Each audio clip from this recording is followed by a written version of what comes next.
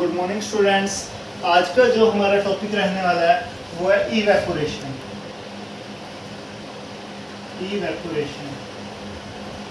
Last lecture में हमने बात की थी बॉइलिंग के बारे में, मेल्टिंग और बॉइलिंग के बारे में हम बात कर चुके थे।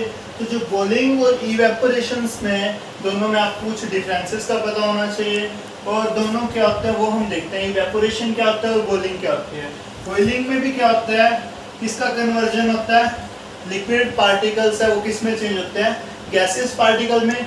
इवेपोरेशन में भी क्या होगा, लिक्विड पार्टिकल्स है वो किस में चेंज होंगे, गैसेस पार्टिकल में चेंज होंगे। दोनों में सेम है बट डिफरेंस कहाँ है। बॉइलिंग के अंदर लिक्विड पार्टिकल्स किस में चेंज हो रहे हैं, गैसेस पार्टिकल में। कब, एट बॉइलिंग पॉइंट। बॉइलिंग के अंदर जो लिक्विड पार्टिकल है वो गैसियस पार्टिकल में कब कन्वर्ट होते हैं, एट बॉइलिंग पॉइंट। और इसके अंदर एट एनी टेम्परेचर, किसी भी टेम्परेचर में जो लिक्विड पार्टिकल्स है वो गैसेस में कन्वर्ट हो जाते हैं इन द केस ऑफ इवेपोरेशंस।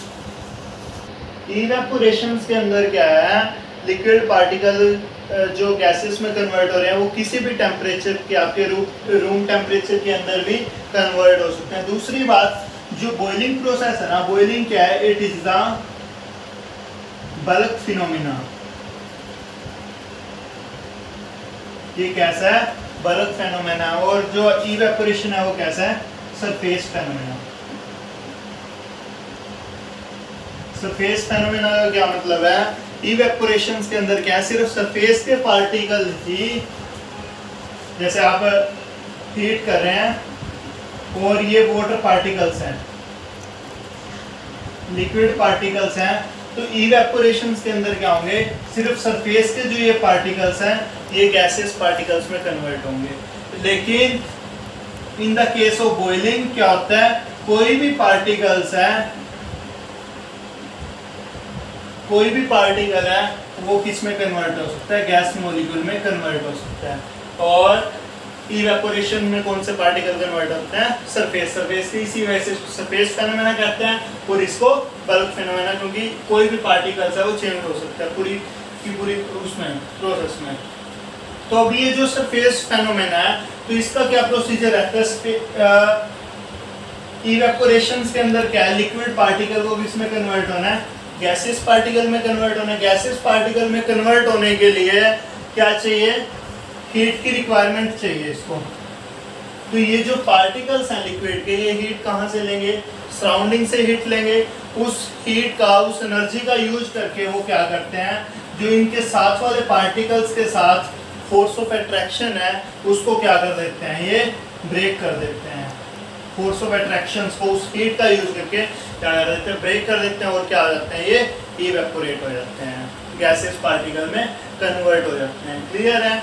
और एक और चीज ध्यान में रखना, इवेपोरेशंस इट कॉज कूलिंग।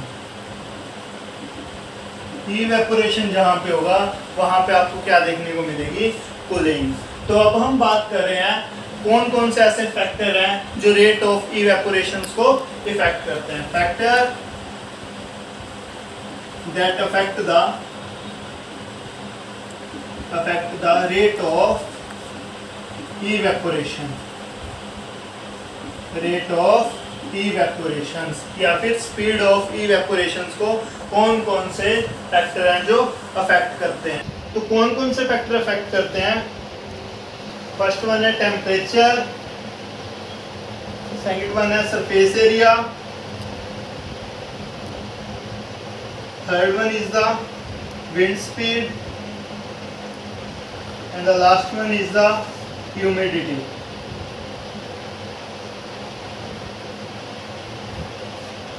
ये फोर फैक्टर्स हैं जो रेट ऑफ इवेपोरेशन को क्या करते हैं, इफेक्ट करते हैं। एग्जाम्पल से समझते हैं हम, जैसे कि क्लोथ्स का एग्जाम्पल ले रहे हैं हम, किसका, कपड़ों का, क्लोथ्स का कपड़े एग्जाम्पल ले रहे हैं हम। तो आप कपड़ों को सुखाइए किसके अंदर, एक तो समर के अंदर सुखा रहे हैं आप, समर सीजन के अंदर सुखा रहे हैं, और दूसरा विंटर के अंदर सुखा रहे हैं। कपड़े आपने वायर पे सूखने के लिए डाल दिए, तो क्या ड्राई होने के लिए डाल दिए, तो समर सीजन के अंदर डाल दें आप और विंटर के अंदर, तो सबसे पहले कौन से मौसम के अंदर जल्दी सूखेंगे, समर के अंदर या विंटर के अंदर? समर के अंदर। क्यों सूखते हैं? क्योंकि समर के अंदर क्या होता है, टेम्परेचर क्या होता है, ज़्यादा होता है। तो सिंपल सा फैक्ट है, जितना ज़्यादा टेम्परेचर होगा उतना ही स्पीड ऑफ इवेपोरेशंस या रेट ऑफ इवेपोरेशंस क्या होगा, हाई होगा। मोर is the temperature, more is the temperature, more is the rate of evaporation। जितना ज़्यादा टेम्परेचर होगा उतना ही इवेपोरेशन है वो जल्दी होगा। क्लियर है? उसके बाद सरफेस एरिया की अगर हम बात करें, अब हम कपड़े सुखा रहे हैं, हमें पता है समर्स के अंदर जल्दी सूखते हैं। अब ये वायर है, मान लो ये वायर है, और वायर पे आपने कपड़े डालने हैं सूखने के लिए, तो आपने क्या किया, जितने भी कपड़े हैं ना, ये फर्स्ट वन हो गया, इसके ऊपर second one, third one, fourth one, fifth one, ऐसे कपड़े डाल दिए आपने सूखने के लिए। और एक और वायर है, उस पर आपने क्या किया, फर्स्ट वाला इधर डाला, दूसरा इधर, तीसरा, ऐसे करके आपने कपड़े डाल दिए। तो कौन से वाले जल्दी सूखेंगे? जिनको आपने सेपरेट करके कपड़ों को सुखाया वायर पे, तो ये वाले जल्दी सूखेंगे या ये वाले? तो ये वाले कपड़े हैं वो जल्दी सूखेंगे। क्यों? क्योंकि इनका जो सरफेस एरिया है वो क्या है, इंक्रीज हो चुका है। और हमें पता है इवेपोरेशंस क्या है, सरफेस फेनोमेना है। तो जितना ज़्यादा सरफेस एरिया होगा उतना ही रेट ऑफ इवेपोरेशंस क्या होगा, हाई होगा। with increase and surface area, increase the rate of evaporations। जितना ज़्यादा आप सरफेस एरिया इंक्रीज करेंगे उतनी ही ज़्यादा क्या होगी, रेट ऑफ इवेपोरेशन होगी। क्लियर है? अब बात करते हैं हम विंड स्पीड की। अपने कपड़े डाल दिए सुखाने के लिए, हवा चल रही है या नहीं चल रही है? अगर हवा चल रही है तो क्या है, कपड़े सिंपल सी बात है जल्दी सूखेंगे, हवा आएगी। और लेकिन अगर हवा ही नहीं है तो सूख तो जाएंगे बट थोड़ा ज़्यादा टाइम लेगा। तो सिंपल सा फैक्ट यही है कि विंड स्पीड का भी क्या रोल है, जितनी ज़्यादा विंड स्पीड होगी, more is the wind speed, more is the rate of evaporations. जितनी ज़्यादा क्या होगी विंड स्पीड, अगर हाई है, विंड स्पीड अगर हाई है तो क्या होगा, जो इवेपोरेशंस है, रेट ऑफ इवेपोरेशंस है, वो भी क्या होगा, ज़्यादा होगा। क्लियर है? अब बात करते हैं हम last, that is humidity. First three case में हमने देखा टेम्परेचर, सरफेस एरिया और विंड स्पीड, ये क्या है, डायरेक्टली प्रोपोर्शनल है। डायरेक्टली प्रोपोर्शनल का मतलब क्या है, अगर टेम्परेचर कम होगा तो रेट ऑफ इवेपोरेशन कम होगा, अगर सरफेस एरिया कम होगा तो सिंपल सी बात है इवेपोरेशन कम होगा। अगर ये ज़्यादा है तो इवेपोरेशन भी ज़्यादा रहेगा। बट ह्यूमिडिटी के केस में अपोजिट होता है, अगर ह्यूमिडिटी ज़्यादा है तो रेट ऑफ इवेपोरेशन क्या होगा, कम होगा। कैसे देखते हैं, आपने कपड़े सुखा लिए, अगर वहाँ पे क्या है, ह्यूमिडिटी ज़्यादा है, मतलब कि वाटर पार्टिकल्स सराउंडिंग में पहले से ही बहुत ज़्यादा है, तो वो जल्दी से सूख पाएंगे, नहीं सूख पाते। क्यों? क्योंकि वहाँ पे क्या है, ह्यूमिडिटी ज़्यादा है, वाटर पार्टिकल्स अगर सराउंडिंग में पहले से ही हैं तो विंड स्पीड है और टेम्परेचर है वो कोई काम ही नहीं करेगा, क्योंकि टेम्परेचर भी उसकी वजह से क्या रहता है, कम रहता है, अगर पानी की पहले से ही बूंदे रहती है विंटर के केस में। तो ह्यूमिडिटी जितनी ज़्यादा होगी, more is the humidity, less is the evaporation, तो उतना ही इवेपोरेशन क्या होगा, कम होगा। तो ये जो ह्यूमिडिटी है ये क्या है, इनवर्सली प्रोपोर्शनल टू है, उल्टा इफेक्ट रहता है ह्यूमिडिटी का। बाकी जो तीनों हैं, टेम्परेचर है, सरफेस एरिया, विंड स्पीड है, ये अगर आप इंक्रीज कर रहे हैं तो रेट ऑफ इवेपोरेशन भी क्या होगी, इंक्रीज होगी। अब हम कुछ एग्जांपल्स लेते हैं, जैसे कि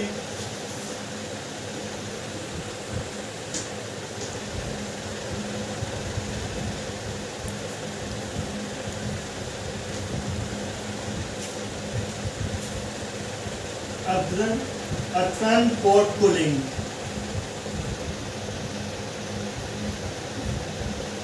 जो मटका होता है ना, पानी का जो मटका होता है, उसमें जब आप पानी डालते हैं तो आप क्या देखते हैं, उसमें ना काफ़ी ठंडा पानी होता है।